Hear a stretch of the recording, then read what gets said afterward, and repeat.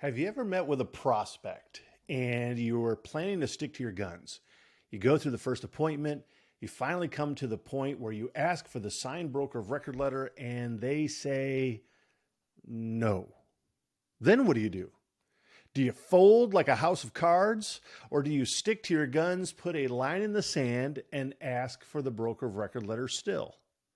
But the question then is what if they just still say no? What should you do? Should you just buckle? Should you just bow down to the quoting process and agree to go forward? Or would it be best for you to stick to your guns, push the pause button on the quoting process, and then give them something to test drive for a couple of weeks before you ask again? Can you guess which one I'm leaning towards? Stay with us. We're going to get into it right now.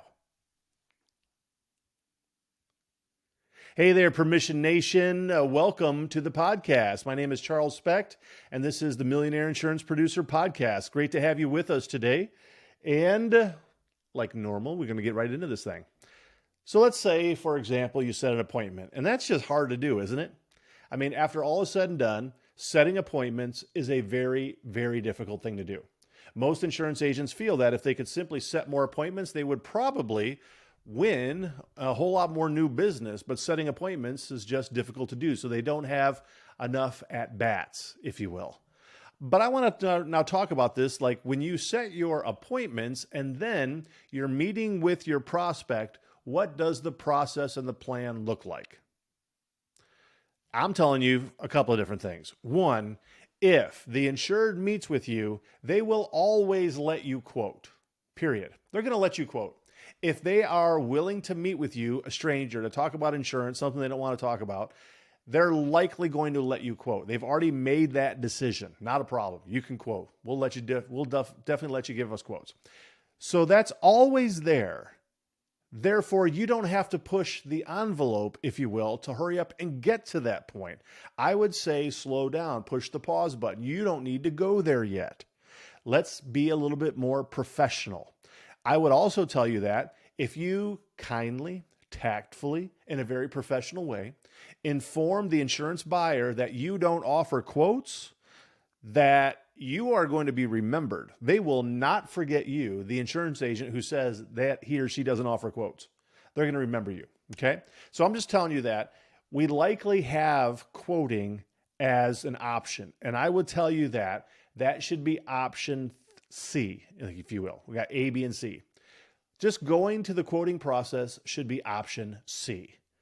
Now we have to talk about what A and B is. And I would also venture to guess that the vast majority of insurance producers, maybe even you who are listening to this amazing podcast, The Millionaire Insurance Producer, and by the way, if you're not already subscribed, I would invite you to go ahead and hit the subscribe button and maybe even leave a 5-star review. That'd be great. But I would tell you that most insurance agents do not have any kind of a plan or strategy when it comes to what they're expecting to get out of this actual first appointment.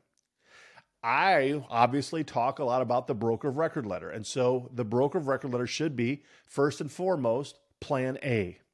Broker of record letter first, quote second. That's the mindset we need to have. The focus is on winning the business. The focus is on getting the insured to do business with us. The focus is getting the insured to fire the incumbent agent so that we can then take control of the policies. That has to be plan A. And so we then structure the entire first appointment to take us through to we're finally asking the question for plan A. Can I become your agent? Will you hire me to become your agent? Will you sign the broker of record letter? Whatever that is. That has to be plan A. What this podcast episode is about is plan B, however. When plan A doesn't work and you don't want to go to plan C, which is just the pure quoting at this point, what then does plan B look like? Most of the time, even though, and this is actually, I think, very true, even with a fair number of my clients that are going through my curriculum, that they do a pretty good job of going through that first plan A, asking for the business, and maybe they get a little bit of a balk.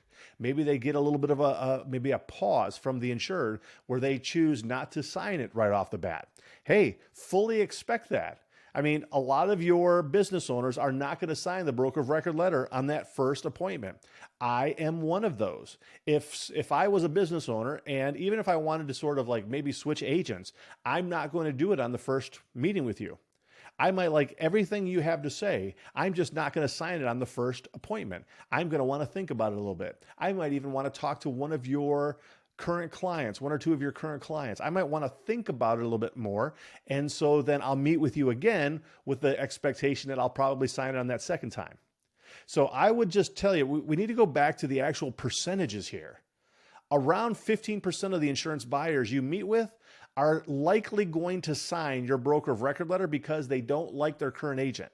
They're neither happy, satisfied, or loyal. They're looking for a way out. And you just being there, being someone who's probably much better than, if nothing else, you're just somebody different, they're likely going to sign the broker of record letter. Now, when you go through the process, the curriculum that I teach, and really start to uncover the pains that they have to offer, you've got your timeline of services dialed in and so forth, they're going to see your area of expertise. And towards the end of that first appointment, they're going to see you as the obvious choice of which agent to do business with. And I would tell you that you're probably going to get anywhere from another 10 to 25% of the insurance buyers who fall into that category. Okay. So with the first 15%, they don't like their current agent. And then the next anywhere from 10 to 25%, let's just call it, around 40% of the insurance buyers would likely sign the broker of record letter if you had some kind of a process, a strategy, or simply just even asked for it on the first appointment. I truly believe that. And I feel that the statistics actually bear that. Okay. Now, then the rest of that 60% are essentially people that, one, won't ever sign your broker of record letter because maybe they do have some loyalty to their current agent. Maybe they love their agent and they're just using you in the first place. Or maybe it's that the agent hasn't done a terrible job and so they're not willing to necessarily fire the agent right off the bat. Maybe they want to see you actually, what you have to offer and go through the quoting process. Whatever the issue is, there's just a lot of business owners out there who won't sign it. That's okay. There's also those out of that 60%, however, there's a fair number of them. And I would say, let's just call it another 15 to 30%. I feel that they would sign it on the second one. That's plan B. So what we would do in this instance is, so if we go through the whole process, and let's say, using an example, I'm talking with this insured, we have our first appointment, we go through the entire appointment, and we go through what I would consider the outline on doing the first appointment, building the rapport. Then I'm finding out problems in their current industry. And then I'm finding out problems in their own business. And then I'm finding out problems from their insurance program or their plan, problems with the policy or the plan, problems then with the agency servicing staff, and then problems with the incumbent agent. Problems. That's what I'm trying to uncover when it comes to the appointment. Then once I'm finished uncovering all those problems, I then go through my timeline of services. In my timeline of services, if it's dialed in for my micro niche, if they see that this is something specific for them, if they even see pictures of maybe their industry, if I'm dealing with a plumbing subcontractor, then my timeline of services is going to say plumbing subcontractor timeline of services, going to have a picture of a plumber on there. It's going to have plumbing language throughout it so that they're going to see that this is something that is unique and tailored to them. Therefore, in my timeline of services, I'm offering the services that they want. I'm even using a yellow highlighter to highlight things that they said were problems so that they can see that I have a solution to those particular problems. And then once we go through the timeline of services, I make a deliberate transition in the conversation. I might say something like this: Bob, are these the services you would want from me and my agency going forward if we were to become your agent? You better memorize that sentence. That's the transition. Bob, are these the services you would want from me and my agency going forward if we were to become your agent? When Bob says, yes, that's exactly what I would want, if you were my agent. Great. That's when you pull out the signed broker of record letter. That's great, Bob. I'm glad to hear that. Here's a broker of record letter. What I would like for us to do now is to have you sign this broker of record letter, because what it will do then is it will transfer your policies over to me and my agency. We will then become the agent of record on your policies. We become the one who services your policies so that when you need a certificate of insurance, you have a claim, you need to change a vehicle, something like that, we're going to be the ones who actually handle that. And we'll start putting then into place these services that we're requesting effective immediately. what this signed broker of record letter does is that, in essence, it terminates the relationship that you have with the current agent who's not delivering on the services, does not deliver on the promises.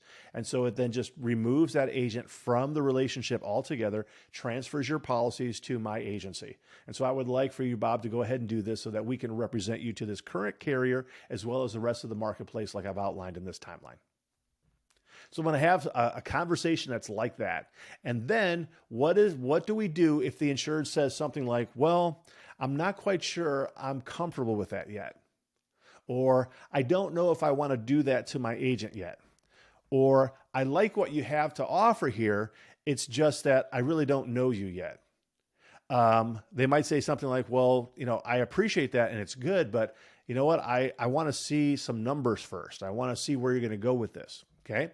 So if we get to that point and I'm going through plan A and I just can't get plan A finalized in the insured's mind, then I have to go to plan B. Plan B is probably one of the most difficult things for an insurance producer to do in the marketplace. And I would tell you that 99.9% of insurance agents out there do not have even a plan A, let alone a plan B. And they certainly don't know how to do this. And this plan B takes a little bit of guts, but you have to remember that you can always do plan C. You can always go through the quoting process. Now, I've talked about, like, if you're going to go through the quoting process before, that there are certain things that you should do and want to do in order to position yourself better if you're going to go through the quoting process. But just for the sake of this argument, plan C, that's always available to you. You'll always be able to do that. Right now, we're talking about plan B. Okay, so plan B here, after plan A, when they say, I'm not quite comfortable with that, I'm not sure, I want to think about it, this is what I would do in order to transition into plan B. Stick to your guns first. Stick to your guns that you don't plan to go through the quoting process. And you're not going to give the insured any kind of a feeling yet that you're planning to just sort of like fall over and actually offer quotes. So you might then transition into plan B with something like this. Bob, I really appreciate that. And I totally understand. I'm an agent that you haven't really met before. And so this is all a little bit new for you. And frankly, if I was in your position, I would probably want to know a little bit more about who this person is and really what you have to offer as well. And so here's what we can do. I have to be careful about where we're spending our time in the quoting process because, frankly, it would take me and my team anywhere from 5 to 25 hours of time to actually just do a full-blown quote. And the problem with that is that we have to be very careful about who we are working with because all of these services that I'm showing you in the timeline of services, we're providing those to our current clients right now who have trusted us to work with them going forward. And so we can't dilute the power that we have with all of these services by just working with all the various businesses out there that just want quotes. We simply can't do it because then we would be hurting our current clients, the ones that are actually getting some of these most superior services that are out here in the marketplace. Because of that, what I can offer you is this. We can go ahead and set up an appointment for 2 weeks from now. Okay, so we'll come back 2 weeks from now. In the meantime, I'm going to give you 3 of my current clients to contact so that you can do a little bit of research on me and on our agency to see if we actually follow through, if we're giving these types of services, and if the things in which I'm talking about, we actually follow through.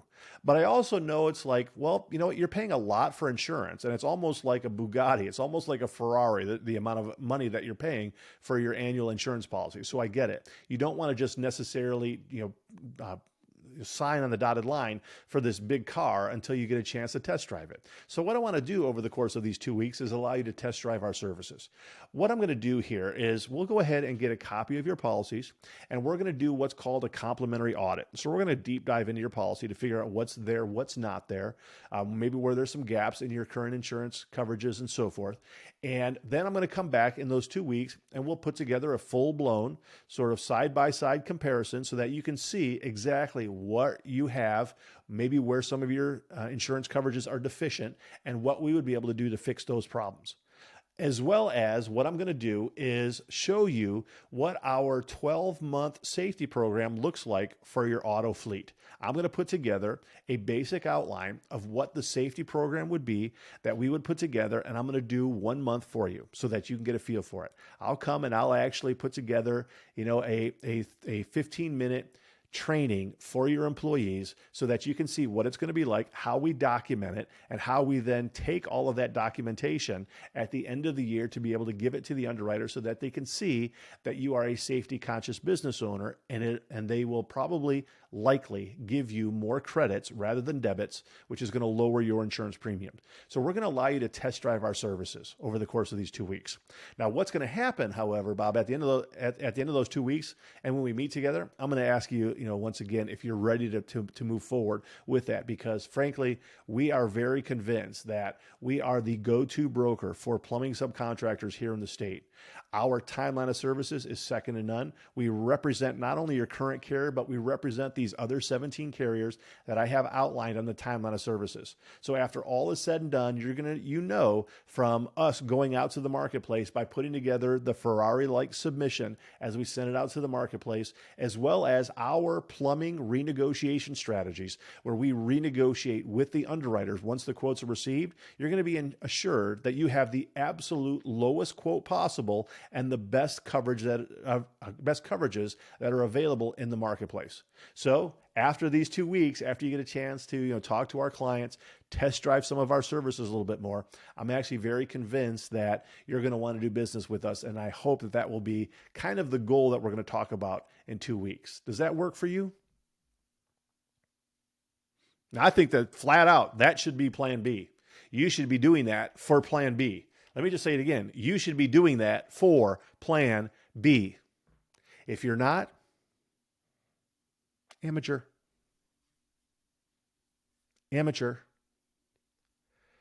Because you need to be a professional.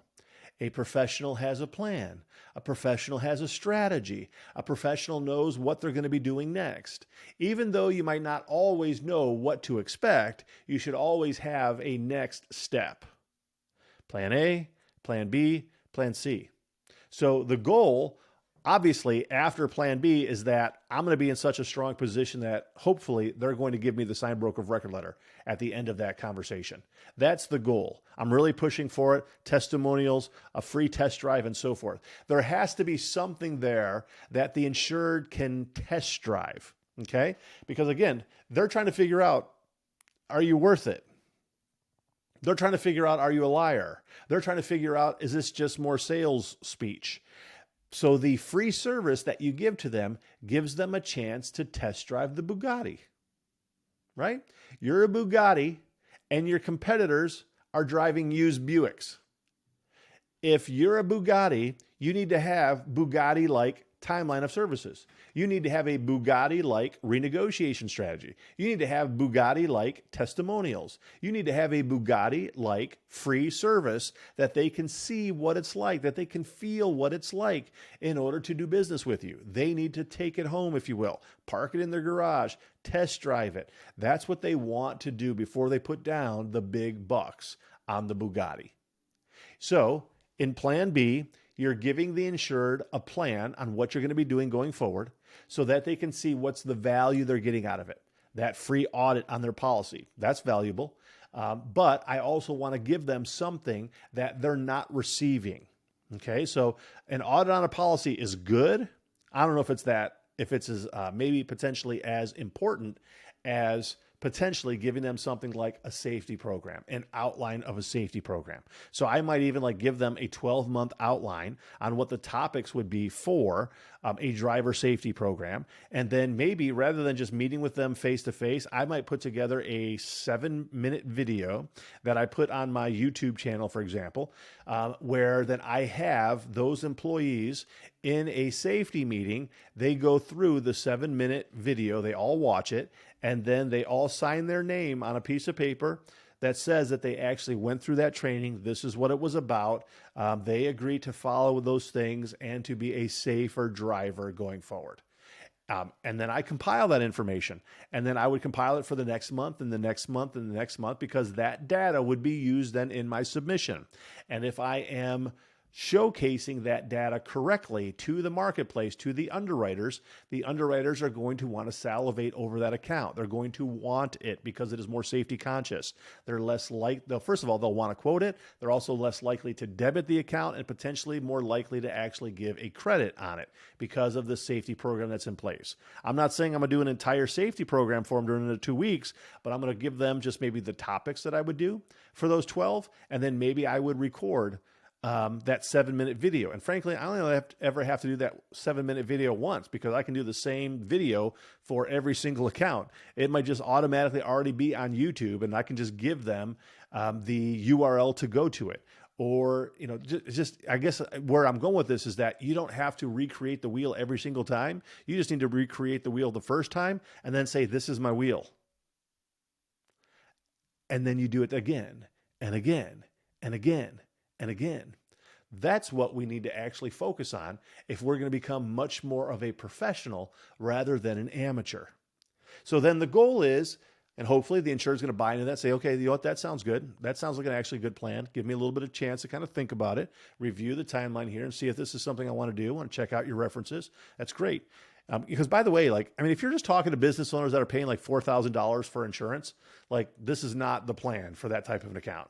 If they're paying $400,000, or they're paying $100,000, or they're paying $2 million, yeah, this is a bigger account. Bigger subjective. It's different for each agent, but bigger accounts is what we're going to spend our time doing this on, right? Because again, I can always go to Plan C after those 2 weeks. If I finally go through it and the insured says, you know what, I really appreciate it. Everything you're saying here is really good. I just don't know if I want to take it away from my current agent. I'm willing to give you carriers that you want, but I'm not quite sure that I'm just going to give you a blank broker of record letter to the marketplace. I really would like for you to, offer me some quotes, whatever. You can make a business decision based upon what you want to do after that.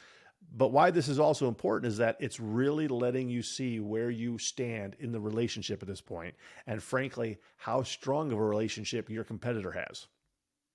Because if I go through all of that, even in my first appointment, uncovering all the pains and then showing them my solutions, how they are micro-niched for them, and then even being able to help them to see the monetary reward that they would get from them in regards to reduced claim costs, saving in premiums, better productivity, morale, and so forth.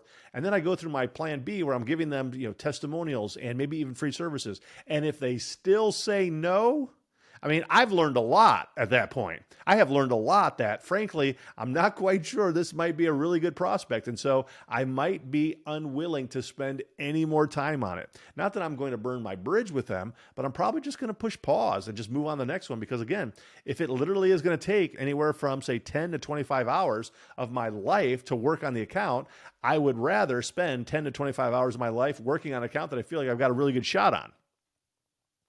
And I don't want to spend 10 to 25 hours quoting on an account from start to finish when I could just be then prospecting, finding more business owners who aren't overly happy, and then they are willing to give me the signed broker of record letter, either on Plan A or Plan B. So frankly, after all is said and done, there's nothing wrong with quoting. I don't mind quoting. I hate blind quoting. You shouldn't just sort of throw mud against the wall to see what sticks. That kind of quoting does not work. That's amateur. That is not necessarily in your best interest, nor is it the insured's best interest for the most part. And frankly, it's not even in the insurance underwriter's best interest. Blind quoting really doesn't serve anybody except for maybe the incumbent agent who gets a chance to block all the markets. Okay. So after all is said and done, Plan A is first and foremost. That's what we're working on first. Plan B, which is what this podcast episode is about, is sticking to your guns. And not just giving in, but having a plan of attack that is still pushing towards the broker of record letter. Frankly, when you do that, you're going to have really, really good results. Now, I hope you will take that to heart and run with it, because it's very effective and it's going to get you some really, really good results. But I want to make even a little bit of a transition into the episode here. I want to talk to you about something that I'm going to be doing on March 24th of 2023. So today, as I'm doing this, is actually February 23rd, 2023. In about a month, March 24th, 2023, which is a Friday morning, I'm going to be putting on a Broker of Record Letter boot camp. The Broker of Record Letter boot camp. And essentially, I'm going to be teaching the entire Broker of Record Letter process step by step and just kind of breaking it down and going slowly through the process. So I want you to start kind of putting that in your mind and begin looking at the opportunity to be a part of this. It's not something that I plan to do multiple times in a year. I don't even know if I'm going to do it again. I'm going to do it this one time, and it might be the only time that you get an opportunity to do this. I don't know exactly all of the ins and outs yet. It's going to be probably about 3, maybe 3.5 hours. It's probably going to cost around $297 to actually be into this particular program. But frankly, after all is said and done, this will probably get you anywhere from about 30 to 120% additional commission in a year if you do it right. You will make considerably more money this year when you implement these services. I should probably charge you $29,000, but I know nobody's going to pay for $29,000. So it'll be about $297. Now, with that said, I'm actually giving it to all the people who are in my mastermind. So if you're thinking about becoming a member of my 12X Commission Mastermind, now's the time to do it. Because people who are members of my mastermind are going to get this for free of charge. They're going to get to come and actually be a part of this training, and it costs them $0. But if you're not a member of it, $297.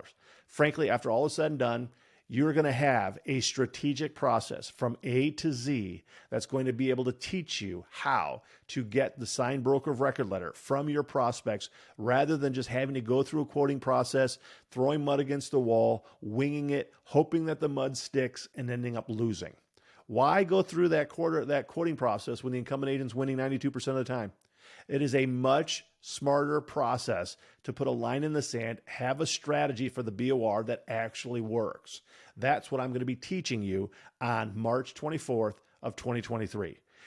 The landing page isn't set up yet. It'll be set up in a couple of days from now. So maybe by the time this comes out next week, it should be ready. But go to brokerofrecordletter.com. brokerofrecordletter.com, and that's where you'll get some information about the Broker of Record Letter Bootcamp that's coming up and a chance for you to go ahead and register and get in. All right? So that's coming up March 24th, Broker of Record Letter Bootcamp. I hope you actually will come and be a part of it. My name is Charles Specht. I'm the president and CEO of Permission Sales, where I teach and train insurance agents how to build a $1 million or more book of business through signed broker of record letters. This is the Millionaire Insurance Producer Podcast.